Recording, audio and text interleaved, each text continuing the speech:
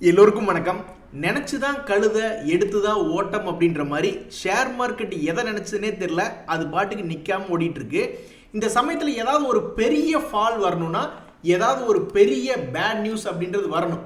ஆனா கரடிகளுக்கு எந்த நியூஸுமே இல்லாம மார்க்கெட் ஏறிட்டே போகுது. நம்ம என்ஜாய் பண்ணிட்டு போக வேண்டியதான். என்னைக்காவது ஒரு நாள் கரடி வரும், அன்னைக்கு நம்ம பயப்படத்தான் போறோம்.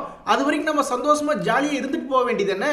இந்த சமயத்துல மார்க்கெட் மேல இருக்கும் பொழுது விலை குறைந்த பங்குகளை பார்த்து நிறைய பேர் ஸ்மார்ட் மணி கான்செப்ட்ல ரொம்ப ஸ்மார்ட்டான ஆளு என்ன பண்ணுவாங்க, மார்க்கெட் உச்சத்தில் இருக்கு, அப்ப இப்ப நம்ம எடுக்கக்கூடிய லாபத்தை புக் பண்ணிட்டு வர்ற பணத்தை எதுல பணம் போடலாம்னா வேல்யூ ஸ்டாக்ஸ்ல ஏதாவது பணம் போட்டு பார்க்கலாம் அப்படின்ற மாதிரி யோசிப்பாங்க. சில எக்ஸாம்பிள் சொல்றேன் பாருங்க. ஃபர்ஸ்ட் ஆஃப் ஆல் ரெண்டு விஷயம். லோ வேல்யூ நல்ல வேல்யூவான ஸ்டாக்ஸை வந்து நம்ம கண்டுபிடிக்கிறதுக்கு நிறைய வழிமுறைகள் இருந்தாலும் இந்த ஸ்டாக் பிஇ அப்படின்றது பிரபலமானது. ஸோ இண்டஸ்ட்ரி பிஇ விட ஸ்டாக் பிஇ கன்சிடரபிளாக குறைவாக இருந்தால் கொஞ்சம் சீப்பாக இருக்கா அப்படின்ற மாதிரி தான் அர்த்தம்.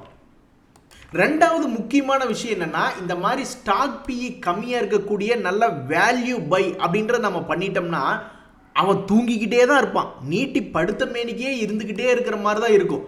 திடீர்னு ஒரு நாள் மேலே ஏறி எந்திரிச்சு நின்றுட்டு அப்புறம் மறுபடியும் அப்படியே தூங்கிக்கிட்டே இருப்பான். அந்த வகையில் இந்த ஃபர்ஸ்ட் நம்ம பார்க்கக்கூடியது இந்தியன் ஆயில் கார்பரேஷன் அப்படின்ற பங்கு. அவனுடைய இண்டஸ்ட்ரி பிஇ அப்படின்றது 8.28, அதை விட ஸ்டாக் பிஇ கம்மியாக இருக்குது. ஸோ தற்சமயத்துக்கு இந்த ஷேர்னுடைய கடந்த 3 வருஷத்தினுடைய மூவ்மெண்ட் எப்படி இருக்குன்னா, அவன் பாட்டுக்கு அப்படியே தூங்கிக்கிட்டே இருப்பான் ஒரு 2-3 வருஷத்துக்கு. திடீர்னு மார்க்கெட் வந்து சுயமாக யோசிச்சு, ஓ இது ரொம்ப லோ வேல்யூவாக இருக்குது, இவனை தூக்கி விடுவான்னு சொல்லிட்டு அப்படியே டபுள் பண்ணி விட்ருவாங்க. அப்படித்தான் சமீபத்தில் 80 ரூபா இருந்த ஷேர் 180 ரூபா வரைக்கும் போயிட்டு மறுபடியும் ஒரு 6 மாசமா அப்படியே நீட்டிப்படுத்திட்டு இருக்கான். இனி இப்படியே எவ்வளவு காலத்துக்கு நீட்டிப்படுத்திருப்பான்னு தெரியல. திடீர்னு என்னைக்காவது ஒரு நாள் மேலே ஏறக்கூடிய வாய்ப்பு அப்படின்றது இந்த பிஇ ரேஷியோ அப்படின்றது உருவாக்கி தருது. நடக்குதா இல்லையா அப்படின்னு தெரிஞ்சுக்கிறதுக்கு இன்னொரு 4 வருஷம் ஆகும். அதே மாதிரி இந்த தமிழ்நாடு மெர்கடைல் பேங்க், இந்த ஷேர்னுடைய இண்டஸ்ட்ரி பிஇ 13 இருக்கு, ஆனால் இதனுடைய பிஇ 7 தான் இருக்கு. இந்த ஷேருமே சமீபத்தில் என்ன ஆயிருக்கு அப்படின்னு பார்த்தீங்கன்னா, இவன் ஒரு ட்ரெண்டிங் கிளியாக இருந்திருக்கான். நல்லா கீழே இறங்கியிருக்கான், மறுபடியும் மேலே ஏறி இருக்கான், மறுபடியும் கீழே இறங்கி ஒரு சப்போர்ட்டில் தான் இருக்கான். மறுபடியும் மேல் நோக்கி ஏறி ஒரு 600 ரூபா அல்லது ஒரு 1000 ரூபா வந்துச்சுன்னா ரொம்ப சந்தோஷம் தான். இந்த பங்குமே அதனுடைய பிஇ அப்படின்றது கம்மியாக இருக்கு. கடைசியாக நம்ம பார்க்கக்கூடிய இந்த மகாராஷ்டிரா சீம்லெஸ் அப்படின்ற பங்கு, இவங்களுடைய பிஇ 9.51 தான் இருக்கு. அடேங்கப்பா. ஆனால் இண்டஸ்ட்ரியினுடைய பிஇ 26 இருக்கு. இந்த கம்பெனி வந்து ரொம்ப குறைவான டிவிடெண்ட் அப்படின்றது கொடுத்துக்கிட்டு இருக்கா. இருந்தாலும் இது ஒரு கடன் இல்லாத கம்பெனி. சரி, அப்போ கடன் இல்லாத கம்பெனி பெரிய ஆளு யாராவது வாங்கி வச்சிருக்காங்களா அப்படின்ற மாதிரி போய் பார்த்தோம்னாக்க, பெரிய ஆளுகளில் எஃப்ஐஎஸ் வந்து அவங்களுடைய ஹோல்டிங் பர்சன்டேஜை சமீபத்திய 3 வருஷத்தில் கொஞ்சம் ஹையாக வச்சுருக்காங்க எஃப்ஐஎஸ். இதுவே நம்ம டிஐஎஸ் அப்படின்னு பார்த்தோம்னா அவங்க சுமாராக தான் வச்சுருக்காங்க. ஸ்டில் அவங்களுடைய ஹோல்டிங் பர்சன்டேஜ் அப்படின்றது இருக்குது. இந்த ஷேர் இது போன்ற காரணங்களால் என்னைக்காவது ஒரு நாள் திரும்பி மேலே வந்துன்னா அவனுடைய பழைய ரேட் ஒரு 1200 பக்கத்தில் வந்துச்சுன்னா கூட ரொம்ப சந்தோஷம். இவனுமே என்ன பண்ணியிருக்கா அப்படின்னு பார்த்தீங்கன்னா, 2021 சமயத்துலாம் அப்படியே படுத்துக்கிட்டே இருக்கும். திடீர்னு மேலே ஏற்றி உட்கார வச்சிருவாங்க. நண்பர்களே, தற்போதைக்கு ஐடி பங்குகள் ரொம்ப சுணக்கமாக இருக்காங்க. ஒரே ஒரு நியூஸ் வந்துச்சு, இந்த மாதிரி யூஎஸ் ஃபெட்டில் இந்த வருஷத்தில் வந்து இன்ட்ரெஸ்ட் ரேட்டு கம்மி பண்ணுறதுக்கு வாய்ப்பு இருக்குது அப்படின்ட்டு. அப்போ வந்து என்னாச்சுன்னா குடுன்னு ஐடி பங்குகள் வந்து பெரிய அளவில் ஏறி ஓரளவுக்கு நல்லா வந்தாங்க. அதுக்கப்புறம் இந்த வருஷத்தில் ஒரே ஒரு ஹைக்கு தான் மிஞ்சி போனால் இருக்கலாம் அப்படின்ற ஒரு நியூஸ் வந்ததுனால மறுபடியும் இறங்கிட்டாங்க. ஸோ டோட்டலாகவே அமெரிக்கா, ஐரோப்பிய நாடுகளினுடைய எக்கனாமி பொறுத்து தான் ஐடி பங்குகள் இருக்குது. இப்போ இந்த இன்ஃபோசிஸ் பங்கு வந்து ஓரளவுக்கு நல்லா சப்போர்ட் எடுத்திருக்கான். இங்கேருந்து பழைய ரேட் ஒரு 1700 அப்படின்றது வந்துட்டால் பரவாயில்ல. இப்போ இதில் என்ன ஒரு பிரச்சனை அப்படின்னு பார்த்தீங்கன்னா, இந்த இன்ஃபோசிஸ் ஷேர் பெருசாக மூவ்மெண்ட் ஆகலை, பெருசாக அதில் டிரான்சாக்ஷன் நடக்கல, அதனுடைய ட்ரேடிங் வால்யூம் கம்மியாகுது அப்படின்னா, சமீபத்தில் கூட விப்ரோ அப்படின்ற ஷேரை அனலைஸ் பண்ணி பார்த்துட்டு சென்செக்ஸை விட்டுட்டு அதை வெளியே எடுத்துட்டு அதானி போட்டுன்னு ஒரு ஷேர் உள்ளே கொண்டு வந்து வச்சாங்க. யாருக்கு தெரியும், இதே மாதிரி இந்த இன்ஃபோசிஸ் ஷேர் மேலேயே ஏறாமல் ஒரு மாதிரி தாளாட்டு பாட்டு பாடிக்கிட்டே இருக்கு, ஷேர் மார்க்கெட்டில் எக்ஸ்சேஞ்சில் அதனுடைய வால்யூம் எல்லாம் கம்மியாகுது அப்படின்ற மாதிரி ஏதாவது ஒரு காரணத்தினால இன்ஃபோசிஸையும் தூக்கி சில இண்டெக்ஸ்லேருந்து வெளியே உட்கார வச்சாலும் ஆச்சரியப்படுறதுக்கு இல்லை. ஸோ என்னை பொறுத்த வரைக்கும் இந்த வருஷ கடைசி வரைக்கும் இன்ஃபோசிஸ், டிசிஎஸ் போன்ற பங்குகள்லாம் வந்து ஒரு மாதிரி தாக்கு பிடிச்சி நின்றுட்டா, கொஞ்சம் வால்டிலிட்டி காமிச்சிக்கிட்டே இருந்தால் அடுத்த வருஷத்துல இந்த இன்ஃபோசிஸ் போன்ற பங்குகளுக்கு அமெரிக்கா நியூஸ் மூலியமாக கொஞ்சம் புத்துணர்வு கிடைக்கும் அப்படின்றது என்னுடைய கருத்து. நண்பர்களே, என்னைக்குமே நம்மளுடைய ஃபர்ஸ்ட் அனலைசிஸ் அப்படின்றது ஒரு ஃபண்டமெண்டலாக இருக்கணும். ஒரு உதாரணத்துக்கு இப்போ இந்த ஏசிஎல் கட்டி, இந்த ஆல் கார்கோ கட்டி அப்படின்ற ஷேர் வந்து ஒரு நல்ல சப்போர்ட் ரேட்டில் தான் இருக்கான். இவனை பார்க்கறதுக்கு ஒரு அழகிய ட்ரெண்டிங் கிளி மாதிரி தான் இருக்கான். அப்போ இந்த ட்ரெண்டிங் கிளி இங்கே ஈது இருந்து சப்போர்ட் எடுத்துருமா? ஒரு உதாரணத்துக்கு அமரா ராஜா இப்படி தான் இருந்தா, ஹெச்இஜி ஷேர் இப்படி தான் இருந்தது, கேஸ்ட்ரால்னு ஒரு ஷேர் இருந்தது, அந்த மாதிரி பல ஷேர்கள் இப்படி தான் இருந்தது. அப்புறம் ட்ரெண்டிங் கிளியாக மாதிரி பறந்து மேலே போயிட்டாங்க. அப்போ இந்த ஆல் கார்கோ அப்படி ஒரு வாய்ப்பு கிடைக்குமா அப்படின்ற மாதிரி பார்த்துக்கிட்டு இருந்தா, அதுக்கு தகுந்த மாதிரி இன்னைக்கு என்ன வருது, ஒரு நியூஸ் வருது. இந்த ஆல் கார்கோ கட்டி அப்படின்றது 200 கோடி ரைஸ் பண்ணுறாங்க. என்றைக்குமே ஃபண்ட் ரைஸ் பண்ணுறாங்கன்னாவே ஒரு நல்ல விஷயம்தான். ஆனால் என்ன ஒரு பிரச்சனை அப்படின்னு பார்த்தோம்னா, இவங்களுடைய பிஎன்எல்லாம் போய் பார்க்கும்பொழுது பேக்ரவுண்டு செக்கே சரியில்லை. ஒரு லாஸ் மேக்கிங் கம்பெனியாக இருக்குது. பாருங்கள் எப்படி ஒரு ட்ரெண்டிங் கிளியினுடைய வாய்ப்பை இழந்து போகுது பாருங்கள். ஸோ ஒரு ஷேர் வந்து நம்ம ஒரு ஷேரில் போய் எடுத்தோம்னாவே பெரும்பாலும் அதில் போய் லாக் ஆன மாதிரி தான் கிடக்கு. நம்ம எடுத்த அடுத்த நாளே மேலே ஏறுதா? கிடையாது.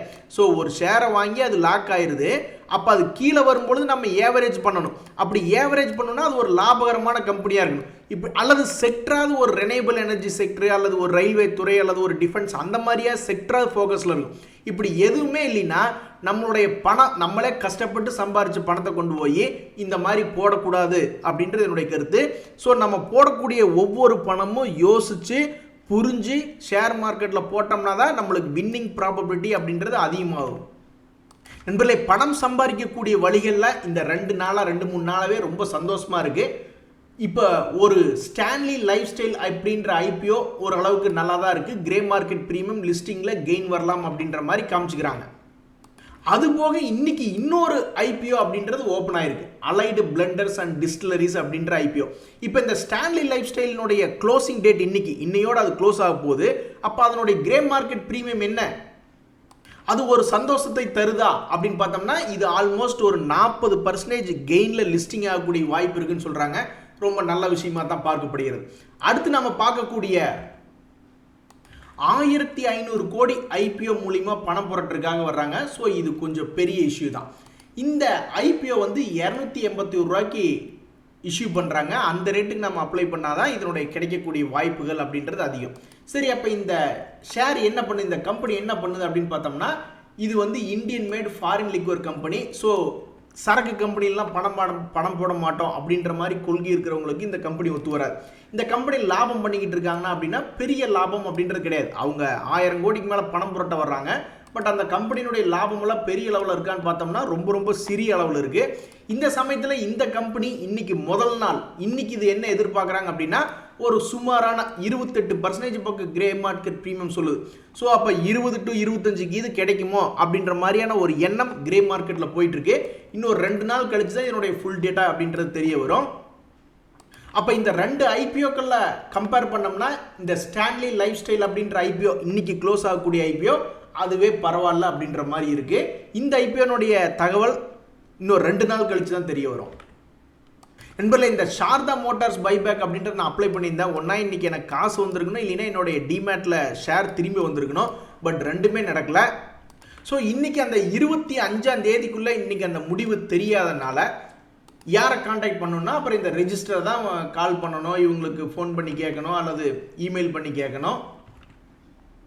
நான் இன்னொரு 2 நாள் கழிச்சு பார்த்துட்டு அவங்களுக்கு கால் பண்ணலான் இருக்கேன். நண்பர்களே, நம்ம அடுத்து பார்க்கக்கூடிய ஒரு 3 முக்கியமான நியூஸ் வந்து ரொம்ப சந்தோஷத்தை தரக்கூடிய நியூஸ். அதில் முதல் நியூஸ் என்னன்னு பார்த்தோம்னா, இந்த அமரா ராஜா பேட்டரி ஷேர் நியூஸ் தான். போட்டானே இன்னைக்கு ஒரே போடா அப்படிங்கிற மாதிரி இந்த ஷேரை வச்சிருக்கிறவங்களுக்குலாம் இன்ப அதிர்ச்சி. என்ன காரணம்னா, ஒரு நியூஸ் ஒன்று வருது, இந்த மாதிரி இவங்க ஒரு முக்கியமான ஒரு கம்பெனியினோட ஒரு லைசன்சிங் ஒப்பந்தம் போட்டுக்கிட்டாங்க அப்படின்ட்டு. இதன் மூலிமா அவங்களுடைய புது டெக்னாலஜியை கொடுப்பாங்க, best world class best technology கொடுப்பாங்க. அதன் மூலிமா இவங்க வேர்ல்டு கிளாஸ் பெஸ்ட் ப்ராடக்ட்ஸை தயார் செய்வாங்க அமரா ராஜா. அந்த ஒரு நியூஸ் வந்த உடனே இந்த கம்பெனிக்கு ஒரு பாசிட்டிவ் பாயிண்ட் வந்து 17% ஏறிட்டா. இந்த கம்பெனிக்கு பல வகையில் லக் கிடைச்சிருக்கு. ஒன்று, எக்ஸைட் இண்டஸ்ட்ரீஸ் இதே மாதிரி ஒரு அக்ரிமெண்ட் போட்டிருந்தாங்க, உடனே அந்த நியூஸை வச்சுக்கிட்டு இவன் ஏறினான். அப்புறம் ஆந்திராவில் ஒரு பார்ட்டி ஜெயிச்சது, உடனே அந்த நியூஸை வச்சுக்கிட்டே ஏறிச்சு. இப்போ இன்னைக்கு இந்த நியூஸை வச்சுக்கிட்டே ஏறி இருக்கு. ஆக மொத்தம் இந்த ஒரு வருஷத்தில் சும்மா படுத்து கிடந்த இந்த பங்கு 151% சம்பாரிச்சு கொடுத்துருக்கான். இந்த ஆர்பிஎல் பேங்க் ஷேர்லாம் வந்து சமீபத்தில் மேலே ஏறி வந்தவன் தான். ஆல்மோஸ்ட் இப்போ கூட 220 ரூபா ரேஞ்சிலிருந்து 260 ரூபா வந்திருக்கான். இவன்லாம் போன வருஷத்தினுடைய ஹையெல்லாம் வந்து ட்ரேட் ஆகணும்னா 300 ரூபா பக்கத்தில் வரணும், ஆல்மோஸ்ட் 50 ரூபா ஏறி வரணும். இந்த ஷேர்ல இன்னைக்கு என்ன ஒரு நியூஸ் வருது அப்படின்னு பார்த்தோம்னா அவங்க ஃபண்ட் ரைசிங்ல போறாங்கன்ற ஒரு நியூஸ் வருது. அது மட்டும் இல்ல பிரஸ்டீஜ் எஸ்டேட்டுக்கு ஒரு 5000 கோடி QIP மூலியமா ஃபண்ட் ரைஸ் பண்ண போறாங்க அப்படின்ற ஒரு நியூஸ் வருது. அதே மாதிரி இந்த கல்பத்ரு ப்ராஜெக்ட் ஷேர் வச்சிருக்கிறவங்களுக்கும் ஒரு சந்தோஷமான செய்தி தான். 2333 கோடிக்கு உண்டான ஆர்டர் அவங்க ஜெயிச்சிருக்காங்க. இந்த நியூஸை கேட்டோடனே காலையில் ஸ்வங்கின்னு மேலே போயிட்டான். இப்போ போய் பார்த்தா இறங்கி கிடக்கு. நண்பர்களே, உங்களுக்கு தெரியாது இல்லை, எதுவுமே நடந்து முடிஞ்சதுக்கு அப்புறம் தான் அது உண்மையா பொய்யா அப்படின்றது தெரியும். இப்போ கூட சமீபத்தில் வேர்ல்டு கப் மேட்ச் நடக்குது. அது யாராவது ஒருத்தர் ஜெயிச்சு முடிகிற வரைக்கும் கடைசி பால் வரைக்கும் யாருன்னே தெரியாது. அது மாதிரி தான் இந்த AU பேங்க் அப்படின்னு ஒரு ஷேரு, அவன் கீழே ஒரு கட்டத்தில் ஒரு மாதிரி 558 ரூபா அப்படின்ற ஒரு சப்போர்ட் ரேஞ்சில் ட்ரேட் ஆகிட்டு இருந்தான். இன்னைக்கு சில மாதங்கள் கழித்து எடுத்து பார்க்கும்பொழுது 676 ரூபா, ஆல்மோஸ்ட் 20% மேலே ஏறி வந்திருக்கான். இவன் மறுபடியும் இங்கிருந்து ஏறி இவனுடைய பழைய ஹை போய் தொடர மாதிரி இருந்தால் இன்னொரு 30% ஏறணும். ஆக மொத்தம் 50% கணக்காது. அவன் இங்கிருந்து ஏறி போய் இதுக்கு முன்னாடியெல்லாம் தொட்டிருக்கான். அதே மாதிரி இந்த முறையும் ஏறி போய் தொடுவானா அப்படின்றது நம்மளுக்கு இந்த செகண்ட் வரைக்குமே தெரியாது. நாளைக்கே குப்புறப்படுத்துட்டான். ஸோ அப்போ இவன் போய் தொட்டதுக்கு அப்புறம் தான் தெரியும். பட் இருந்தாலும் இது போன்ற லோனில் இருக்கிறப்போலாம் நம்ம பார்த்துக்கிட்டு இருந்தோம். மேபி இந்த ஷேர்லாம் ஆல்ரெடி வச்சிருக்கிறவங்களுக்கு இது 20% மேலே ஏறி வந்தது சந்தோஷத்தை கொடுக்கும்.